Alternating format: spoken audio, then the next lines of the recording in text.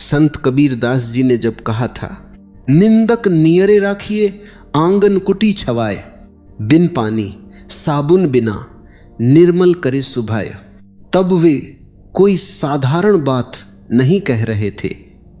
वे जीवन का वह छिपा हुआ नियम खोल रहे थे जिसे अधिकांश लोग अपने अंतिम क्षणों तक नहीं समझ पाते।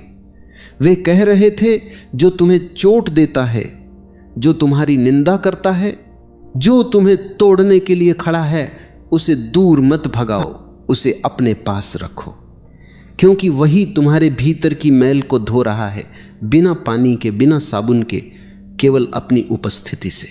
और आज जब तुम बैठे हो टूटे हुए, थके हुए, अपनी ही अच्छाई पर संदेह करते हुए, तो जान लो कबीर तुम ही से बात कर रहे हैं। तुम्हारे जीवन का कोई कोना ऐसा है जहां कुछ टूट गया है, कोई रिश्ता, कोई विश्वास, कोई सपना, कोई आत्मीयता। तुमने किसी को दिल से अपनाया था और बदले में तुम्हें वह मिला जिसकी तुमने कभी कल्पना भी नहीं की थी। तुमने प्रेम दिया था, मिला उपेक्षा। तुमने सच कहा था, मिला अपमान। तुमने साथ निभाया था, मिला अकेलापन। और आज तुम सोच रहे हो, क्या मेरा अच्छा होना ही मेरी सबसे बड़ी भूल थी? रुको, ये प्रश्न मत पूछो, क्योंकि ये प्रश्न तुम्हारा नहीं है। ये उस घाव का प्रश्न है जो अभी ताजा है। और घाव कभी सच नहीं बोलते, घाव केवल दर्द बोलते हैं। सुनो ध्यान से, तुम्हारे साथ जो हो रहा है वह सजा नहीं है, वह तुम्हारा भाग्य नहीं है, वह तुम्हारी असफलता नहीं है, वह परीक्षा है। और परीक्षा हमेशा उन्हीं की होती है जिन्हें ऊपर उठना होता है। पाठशाला में जो बच्चा अगली कक्षा में जाने योग्य होता है, उसी की परीक्षा ली जाती है। जो वहीं रुक जाने वाला है, उसकी कौन परीक्षा लेता है? तुम्हारे कर्म तुम्हारी परीक्षा ले रहे हैं। और परीक्षा का अर्थ केवल यह नहीं कि तुम्हें कुछ सहना है। परीक्षा का गहरा अर्थ है कि जीवन तुम पर भरोसा कर रहा है। जीवन मान रहा है कि तुम इस अग्नि से होकर निकल सकते हो। जीवन जानता है कि तुम्हारे भीतर वह सोना है जो तपने से और निखरेगा। सोने को आग में डाला जाता है, मिट्टी को नहीं। मिट्टी को कोई आग में नहीं डालता, क्योंकि मिट्टी से कुछ निकलना नहीं है। पर सोने को इसलिए तपाया जाता है क्योंकि उसके भीतर शुद्धता है जो केवल आग से प्रकट होती है। और आज जब तुम जल रहे हो तो रुककर एक बार सोचना, क्या जीवन तुम्हें मिट्टी समझ रहा है या सोना? तुम सोना हो और इसीलिए ये आग है। पर मैं जानता हूं इस समय ये सब सुनना आसान नहीं है, क्योंकि जब अपना ही कोई पीठ में छुरा घोंप दे तो दर्शन की बातें कानों तक पहुंचती तो हैं, पर हृदय तक नहीं उतरती। मैं जानता हूं तुम्हारी रातें कैसी कटती हैं। तुम बिस्तर पर लेटते हो, छत को देखते हो और भीतर वही एक प्रश्न घूमता रहता है, क्यों? आखिर मेरे साथ ही क्यों? तुम सोचते हो मैंने तो किसी का बुरा नहीं किया था, मैंने तो हर रिश्ते में अपना सर्वस्व दिया था, मैंने तो उसकी हर बात मानी थी, मैंने तो अपनी जरूरतों को भी पीछे रखा था, फिर मेरे ही साथ ऐसा क्यों हुआ?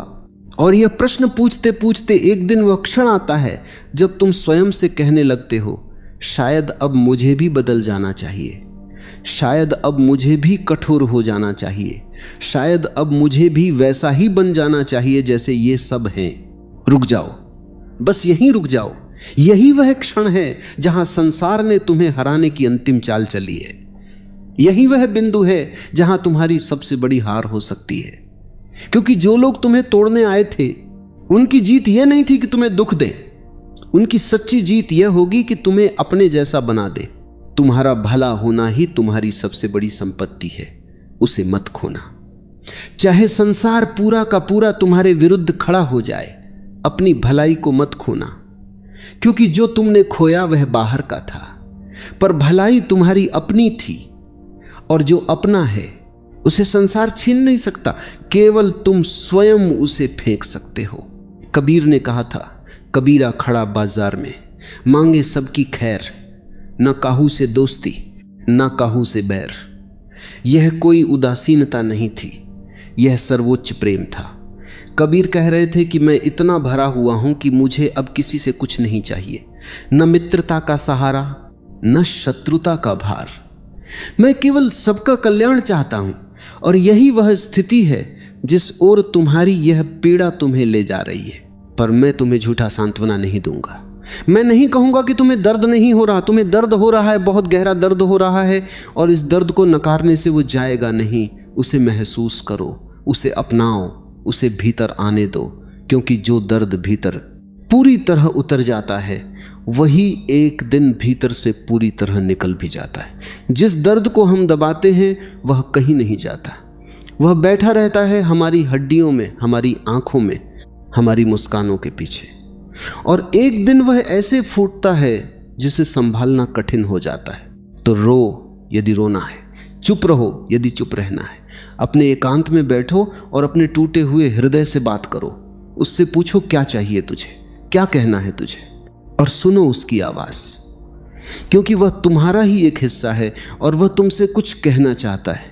पर जब वह कह ले अपनी बात, तब उठो और अपने भीतर के उस सेनापति को जगाओ जो वर्षों से सोया हुआ है, क्योंकि अब समय आ गया है कि तुम अपने जीवन की कमान अपने हाथ में लो।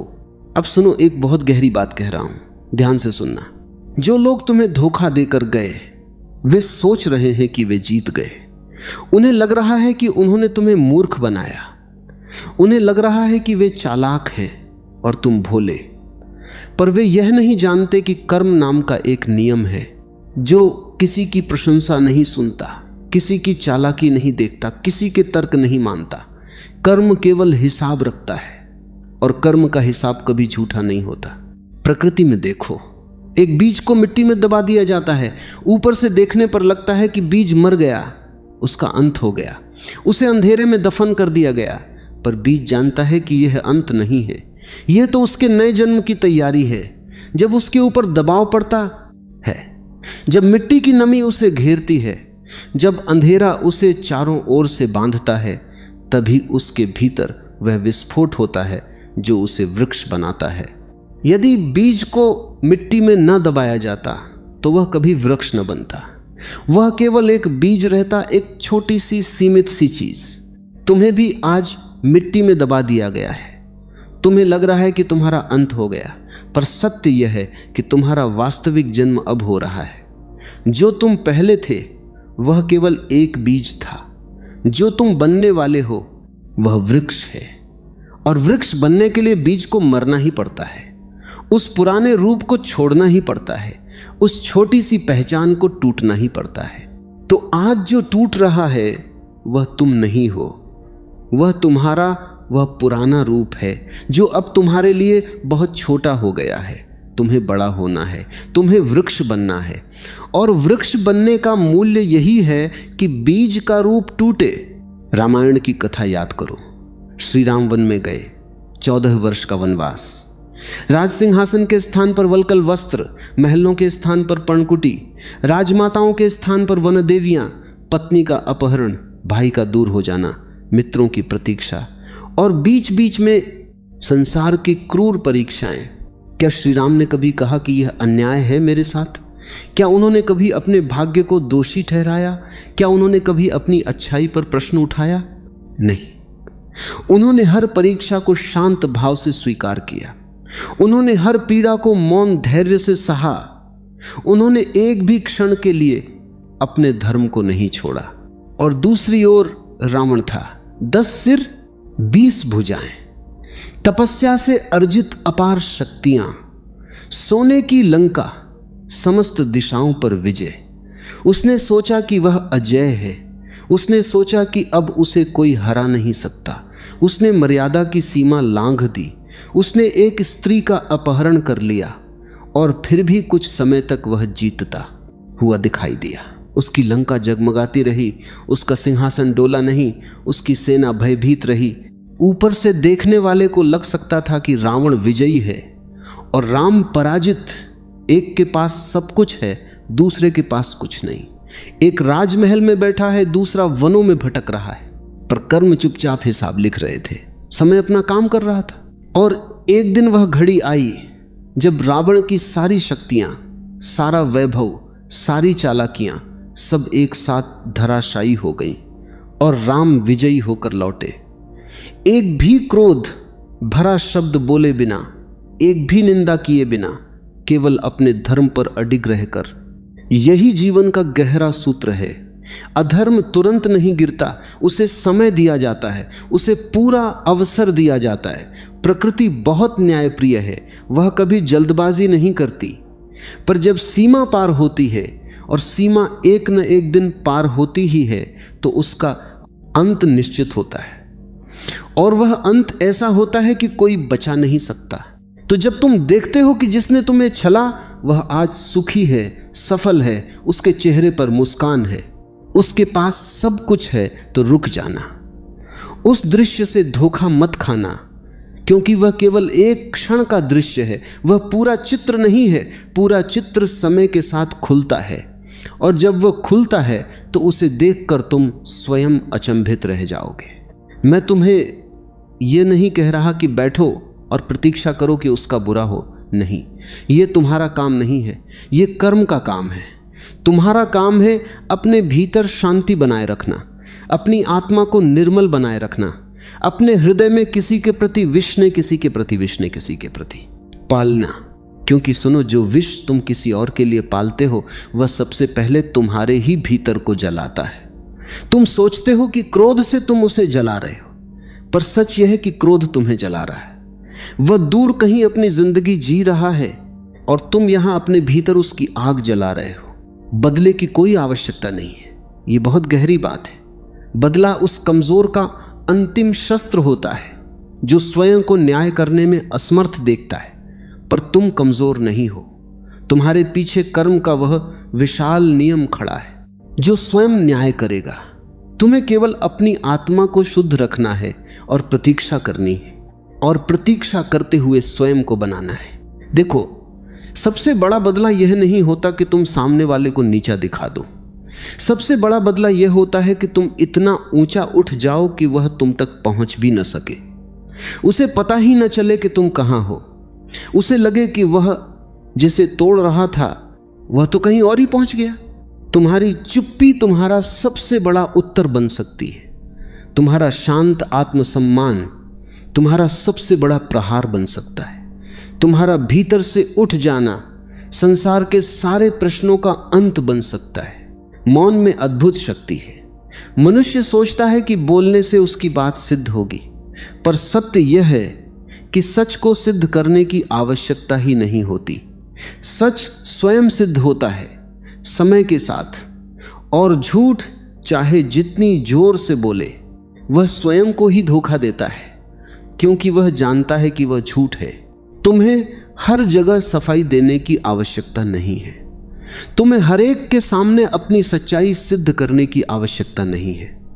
जो तुम्हें जानते हैं उन्हें सबूत नहीं चाहिए। जो तुम्हें नहीं जानना चाहते उन्हें सबूत देकर भी कुछ नहीं होगा। तो किसके लिए तुम अपनी ऊर्जा बहा रहे हो? अपनी ऊर्जा बचाओ, उसे संभालो, उसे अपने भीतर इकट्ठा करो, क्योंकि भीतर इकट्ठी हुई ऊर्जा एक दिन ऐसा दीपक बनती है जो स्वयं भी जलता है और दूसरों को भी आलोकित करता है। बाहर बिखरी हुई ऊर्जा कहीं नहीं पहुंचाती। देखो दीपक को, वह कितनी मौन शक्ति से जलता है। न उसका कोई शोर, न कोई दिखावा, बस अपनी जगह पर खड़ा अंधेरे को चुपचाप मिटाता हुआ। और सबसे सुंदर बात यह है, दीपक उन हाथों को भी आलोकित करता है जो उसे बुझाने आते हैं। वह यह नहीं देखता कि कौन आ रहा है, वह केवल जलता है। यही उसका धर्म है। तुम भी ऐसे ही जलते रहो, चुपचाप, शांति से, अपनी जगह पर अडिग। तुम्हारा प्रकाश उन तक भी पहुंचेगा जो तुम्हें बुझाना चाहते हैं, और एक दिन वही प्रकाश उनके भीतर के अंधेरे को भी छू लेगा। पर हां, एक बात समझ लो, दीपक उन्हीं को आलोकित कर सकता है जो उसके पास आते हैं। जो दूर खड़े हैं वे अंधेरे में ही रहेंगे। तो हर एक को बचाने का बोझ अपने ऊपर मत लेना, हर एक को समझाने की जिम्मेदारी अपने ऊपर मत लेना।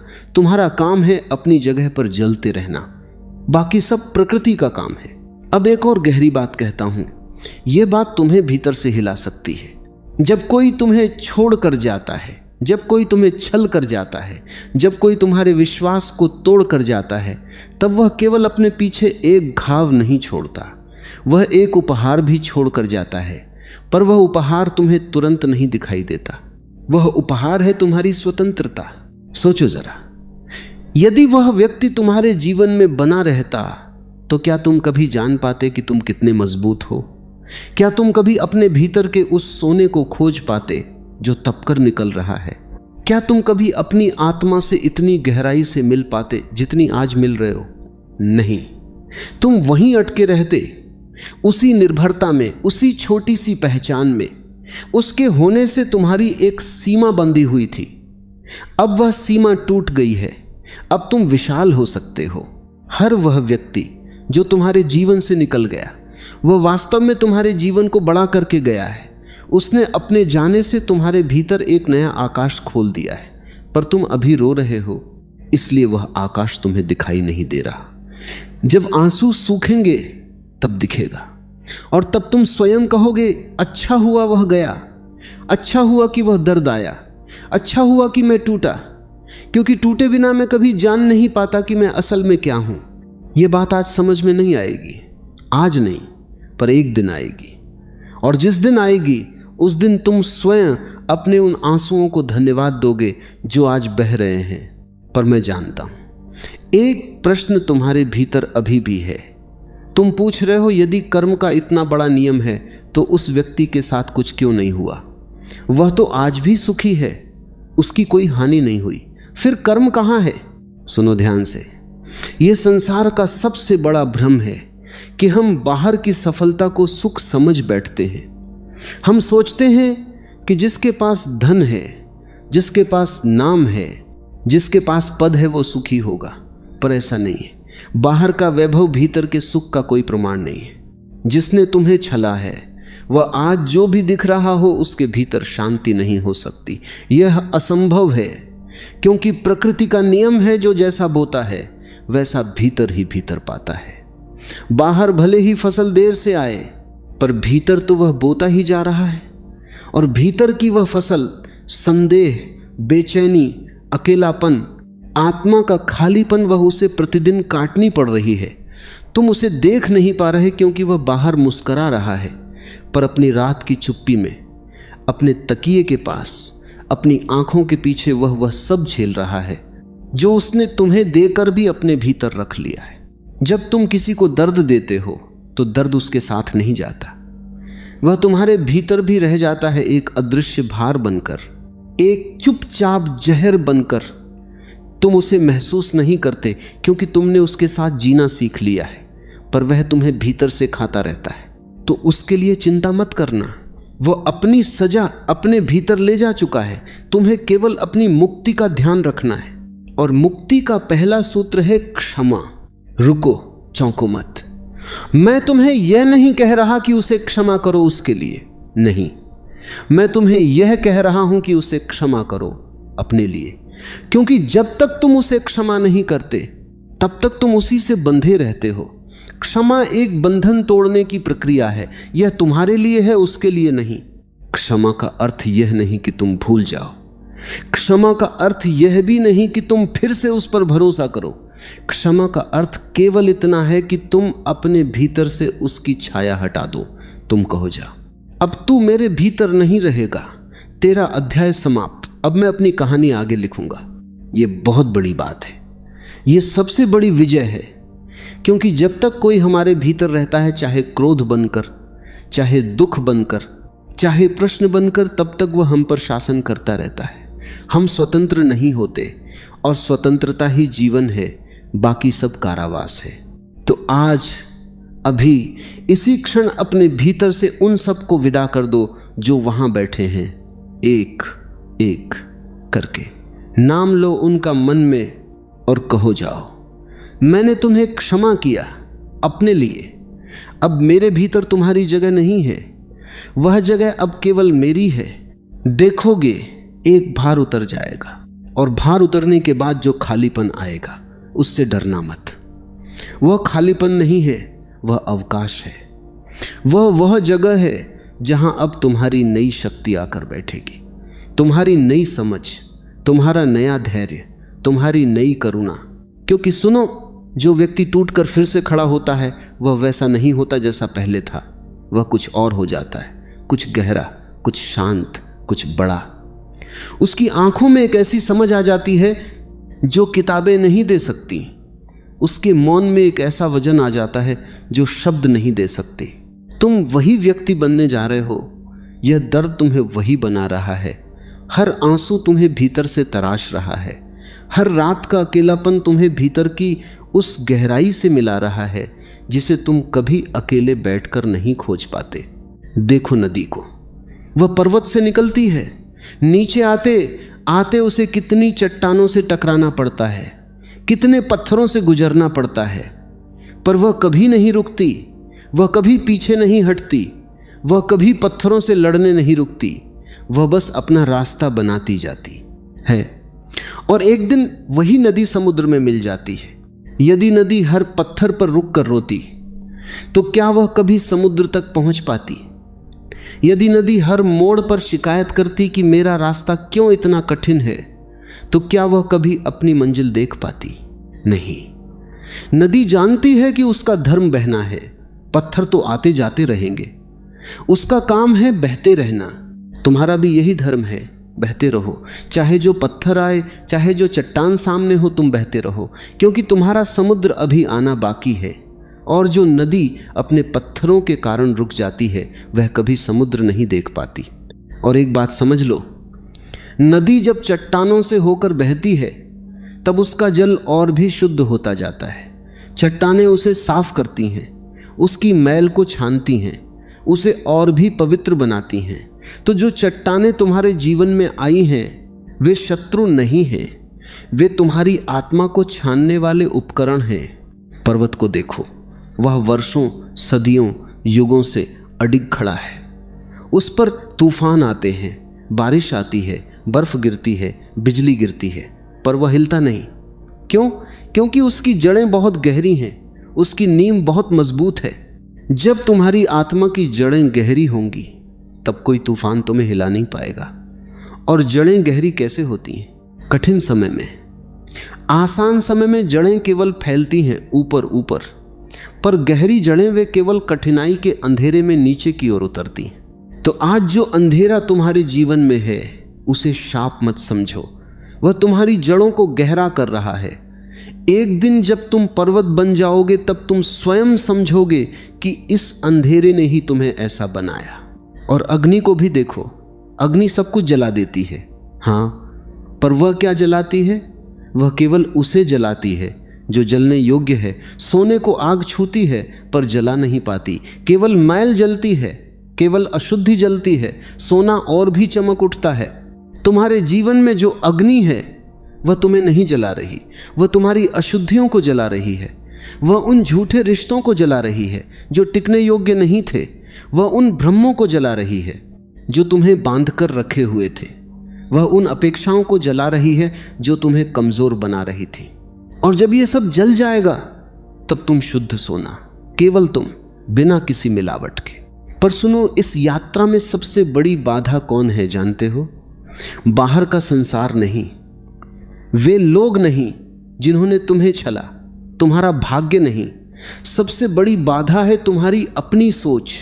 जब तुम बार बार उन्हीं घटनाओं को मन में दोहराते हो, जब तुम बार बार उन्हीं वार्तालापों को याद करते हो, जब तुम बार बार सोचते हो मुझे यह कहना चाहिए था, वह कहना चाहिए था, तब तुम स्वयं को बार बार वहीं ले जा रहे हो जहां से निकलना चाहते हो। रुक जाओ, ये दोहराव बंद करो। हर बार जब वह विचार आए तब अपने भीतर कहो बहुत हुआ, अब और नहीं, अब मैं वहां नहीं जाऊंगा, अब मैं यही हूं इस क्षण में। और ये कठिन है, मैं जानता हूं, पहली बार में नहीं होगा, 5 बार में नहीं होगा, पर 100 बार करोगे तो होने लगेगा। मन एक नदी है, उसने एक रास्ता बना लिया है, तुम्हें उसे नया रास्ता दिखाना है। पहले मन प्रतिरोध करेगा, फिर धीरे धीरे वह नया रास्ता पकड़ने लगेगा और एक दिन वो पुराना रास्ता सूख जाएगा। तुम्हारे भीतर एक नया रास्ता बनाने की आवश्यकता है। पुराने रास्ते पर अब और चलना नहीं है। पुराना रास्ता दर्द की ओर ले जाता है, नया रास्ता वह शांति की ओर ले जाएगा, आत्मसम्मान की ओर ले जाएगा और एक ऐसी खुशी की ओर ले जाएगा जो किसी पर निर्भर नहीं, जो केवल तुम्हारी अपनी होगी। और जानते हो, जब तुम्हारी खुशी किसी पर निर्भर नहीं रहती, तब तुम्हें कोई दुख नहीं दे सकता, तब तुम्हें कोई हरा नहीं सकता, तब तुम वास्तव में स्वतंत्र हो जाते हो। यही सबसे बड़ी शक्ति, यही सबसे बड़ी विजय है। अब एक बात बहुत गहराई से समझ लो, जीवन में कुछ युद्ध तुम्हारे नहीं हैं, तुम्हें उन्हें लड़ना नहीं है, तुम्हें केवल अपनी जगह पर खड़े रहना है और समय स्वयं उन युद्धों को लड़ेगा, समय स्वयं फैसला करेगा। तुम्हें अपनी ऊर्जा हर लड़ाई में लगाने की आवश्यकता नहीं। बहुत से युद्ध हम केवल इसलिए हार जाते हैं क्योंकि हम उन्हें लड़ने में अपनी ऊर्जा गंवा देते हैं। यदि हम मौन रहते, यदि हम अडिग रहते, यदि हम केवल अपना धर्म निभाते, तो वही युद्ध हम बिना लड़े जीत जाते। कबीर इसीलिए कहते थे, साईं इतना दीजिए जामे कुटुंब समाए, मैं भी भूखा ना रहूं साधु ना भूखा जाए। वे संतुलन की बात कर रहे थे, न ज्यादा न कम, बस उतना जितना जीवन चलाने को चाहिए, बाकी सब छोड़ देना। यही जीवन की कला है। तुम्हें भी जीवन में बहुत कुछ छोड़ना सीखना होगा। जो जा रहा है उसे जाने देना, जो टूट रहा है उसे टूटने देना, जो छूट रहा है उसे छूटने देना। पकड़ने में बहुत ऊर्जा लगती है, छोड़ने में मुक्ति है। और जब तुम छोड़ना सीख जाओगे, तब तुम्हें संसार की सबसे बड़ी बात समझ में आ जाएगी कि कुछ भी हमारा नहीं था। न रिश्ते, न धन, न पद, न नाम, सब कुछ केवल हमारे पास से गुजरने वाला था। हमने उसे अपना समझ लिया और जब वह गया तब हम टूट गए। पर यदि हम पहले से ही जानते कि कुछ भी हमारा नहीं है, तो क्या टूटते? नहीं, हम केवल कृतज्ञ होते कि जब तक वह था अच्छा था, अब नहीं है यह भी अच्छा है, क्योंकि अब कुछ और आने का मार्ग खुल गया। जीवन एक बहती हुई नदी है, उसमें कुछ भी रुकता नहीं, न दुख रुकता है न सुख रुकता है, न लोग रुकते हैं न परिस्थितियां रुकती हैं। यदि तुम बहाव को स्वीकार कर लो तो जीवन हल्का हो जाता है, और यदि तुम रुकने की जिद करो तो जीवन भारी हो जाता है। रुकने की जिद ही दुख है, बहने की स्वीकृति ही सुख है। तो आज इस क्षण, इस पीढ़ा में अपने भीतर एक संकल्प लो कि अब तुम बहोगे, अब तुम रुकोगे नहीं, अब तुम किसी एक घटना को, किसी एक व्यक्ति को, किसी एक दुख को अपना जीवन नहीं बनने दोगे। तुम्हारा जीवन बहुत बड़ा है। एक धोखा उसका अंत नहीं हो सकता, एक टूटा हुआ रिश्ता उसका सर्वस्व नहीं हो सकता, एक उपेक्षा उसकी पहचान नहीं हो सकती। तुम्हारी पहचान तुम्हारी अपनी आत्मा है, और वह आत्मा कभी टूटी नहीं, कभी मैली नहीं हुई, कभी हारी नहीं, केवल बाहर की धूल जमी थी जो धुल रही है। भीतर का सोना ज्यों का त्यों है। देखो, मैं जानता हूं कि अभी तुम्हें यह सब बहुत भारी लग रहा होगा, अभी तुम सोच रहे होगे ये सब अच्छी बातें हैं, पर मेरा दर्द तो वहीं है, मेरी रातें तो वहीं कांपती हैं, मेरा हृदय तो वहीं टूटा है। हाँ, सही है। एक उपदेश से दर्द नहीं जाता, एक प्रवचन से जीवन नहीं बदलता, पर एक बीज जरूर बो दिया जाता है, और बीज समय के साथ अंकुरित होता है। जो आज तुमने सुना है, इसे भीतर बैठने दो, हर शब्द को अपने भीतर उतरने दो, और फिर जब अकेले बैठो तब इन शब्दों के साथ बैठना, एक एक करके इन्हें याद करना और देखना कि कौन सा शब्द तुम्हारे भीतर के सबसे गहरे घाव को छू रहा है। उसी शब्द को पकड़ लेना, वही तुम्हारी औषधि है। समय बहुत बड़ा वैद्य है। उसने कितने ही टूटे हुए दिलों को जोड़ा है, कितनी ही उजड़ी हुई आत्माओं को बसाया है, कितने ही गिरे हुए व्यक्तियों को उठाया है। तुम्हें भी वह जोड़ देगा। बस उसे समय दो, उससे झगड़ो मत, उसे जल्दबाजी मत करने दो। जैसी गति से वह चाहता है वैसी गति से उसे चलने दो। और इस बीच एक काम करो, प्रतिदिन सुबह उठकर अपने आप से मिलो, एक क्षण अकेले बैठो, आंखें बंद करो और अपने भीतर के उस व्यक्ति से बात करो जो वर्षों से तुम्हारी प्रतीक्षा कर रहा है। उससे पूछो, तुम कैसे हो, तुम क्या चाहते हो, मैं तुम्हारे लिए क्या कर सकता हूं। हाँ, यह अजीब लगेगा, पहले ऐसा लगेगा कि कोई पागलों जैसी बात है, पर धीरे धीरे तुम पाओगे कि भीतर एक उत्तर आ रहा है, एक मधुर शांत उत्तर, तुम्हारी अपनी आत्मा का उत्तर। वह तुम्हें बताएगी कि अब क्या करना है, वह तुम्हें राह दिखाएगी। बाहर किसी से पूछने की आवश्यकता नहीं है, सारे उत्तर भीतर हैं। बाहर के लोग केवल अपनी कहानियां कह सकते हैं, तुम्हारी कहानी तुम्हारे भीतर है, और उसे सुनने का एक ही तरीका है मौन में बैठना। मौन से डरो मत।